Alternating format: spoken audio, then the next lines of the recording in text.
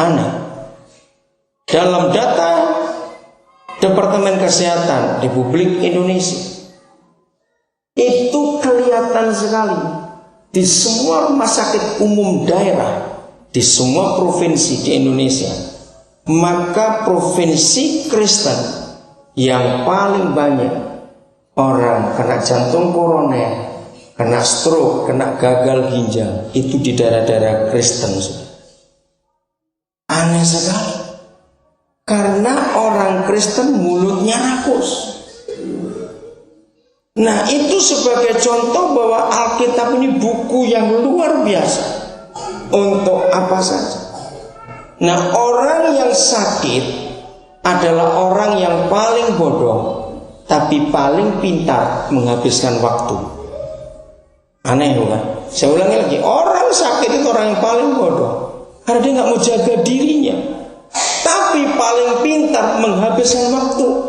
Karena kalau orang itu sakit, dia tidak bisa apa-apa, harus istirahat.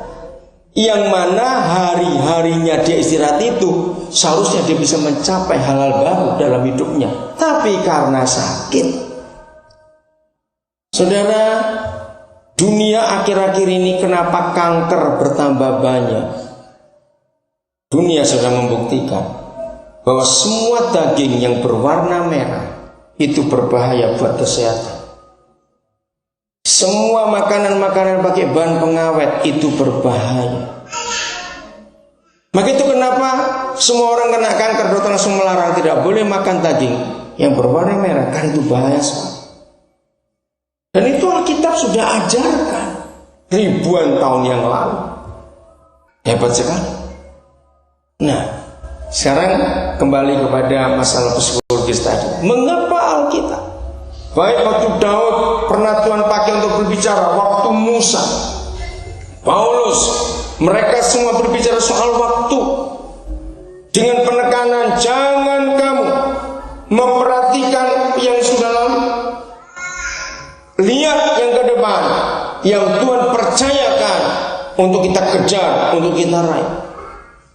Saudara, manusia akan menghabiskan waktunya sia-sia kalau manusia itu hanya mengulang-ulang, merenungkan apa yang terjadi di masa yang lalu.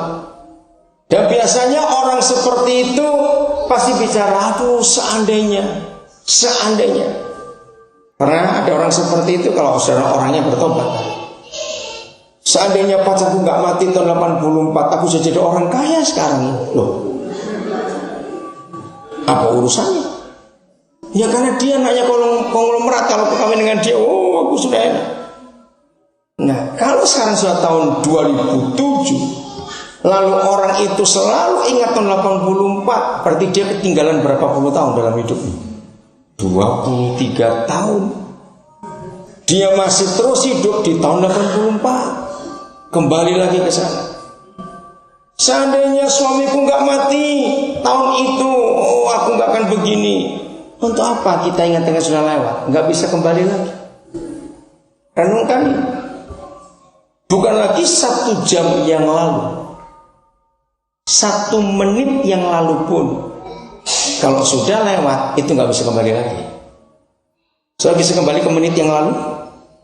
Gak bisa. Kita akan jalan terus. Maka itu satu-satunya hal dalam hidup ini yang tidak bisa diajak kompromi adalah waktu. Lagi sekali anak-anak muda, pelajar, mahasiswa, dengarkan ini. Apa yang engkau capai selama 2007? Untuk apa saja? Coba perhatikan. Apa yang kau capai? Pelajar, mahasiswa, orang-orang muda.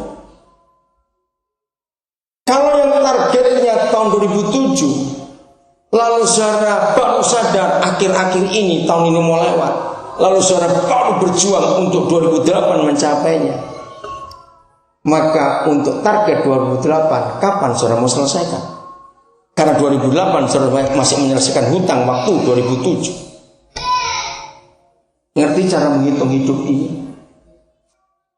Dengan serius kita memperhatikan ini, Saya tahu ada beberapa anak muda. Lisa, kamu tak kediam. Perhatikan ini. Ini serius untuk semua kita. Kalau saudara tidak bisa menghargai waktu dalam hidup, engkau adalah orang yang paling malang, orang yang paling celaka di dunia. Anak-anak muda lagi sekali.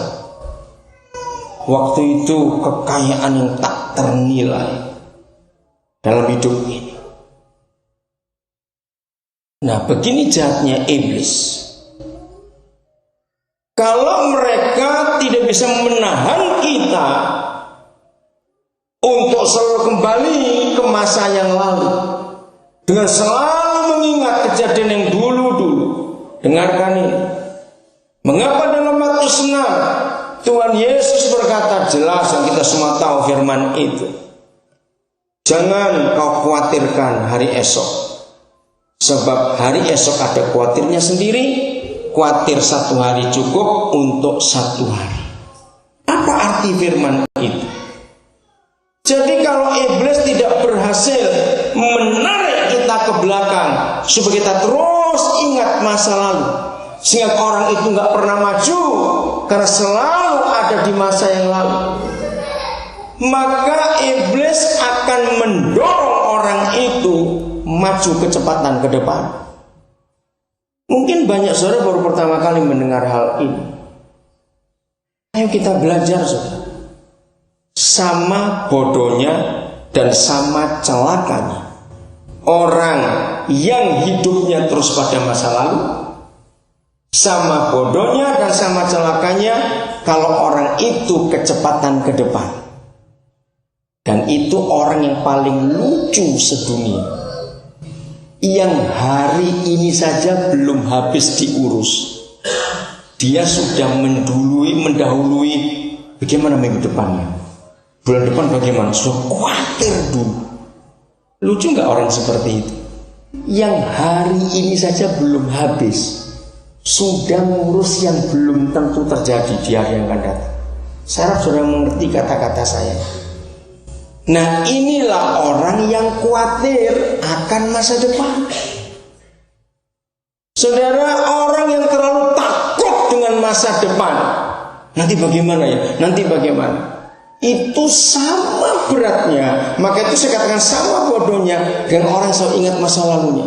Ya kenapa dulu begitu ya? Itu seandainya. Sama.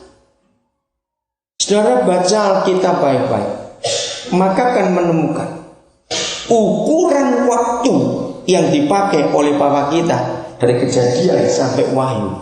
Itu ukuran waktu yang kapan? Ayo coba. Nggak usah ragu-ragu kapan? Hari ini. Itu hebat sekali. Saya lama berusaha untuk mengerti mengapa Tuhan waktunya adalah selalu hari ini. Buat Tuhan tidak ada hari kemarin, buat Tuhan tidak ada hari esok. Buat Papa kita adalah selalu hari ini. Yang paling gampang kita cari adalah dalam doa Bapa kami. Berikanlah kepada kami apa? Makanan kami yang secukupnya kapan? Hari ini. Mengapa Papa nggak mengajarkan kita gini? Berikanlah makanan kami secukupnya untuk setahun yang akan datang. Kenapa dia berkata untuk hari ini? Karena kalau untuk setahun yang akan datang diberi hari ini, mau disimpan di mana? Itu nomor satu. Nomor dua, Papa nggak mau menyediakan kita makanan basi yang untuk hari ini biar diberikan hari ini, besok ada lagi. Amin. Maka itu kalau kita selalu mengkhawatirkan hari esok, kita adalah manusia yang paling bodoh. Sama bodohnya dengan kita mengkhawatirkan, memikirkan sudah lewat, nggak ada gunanya. Yang sudah hilang biar hilang, nggak bisa kita apa-apakan. Ya kita berjuang lagi. Maka itu hari ini kita harus pikir ini baik-baik pada hari ini. Berjuang sekuat tenaga untuk hari ini. Jangan berjuang untuk besok. Nggak ada gunanya. Nah, karena Papa kita, Tuhan kita selalu ada pada hari ini, Jadi kalau ada manusia bodoh yang mau cepat-cepat mendahului hari ini ke 2 hari atau seminggu yang akan datang,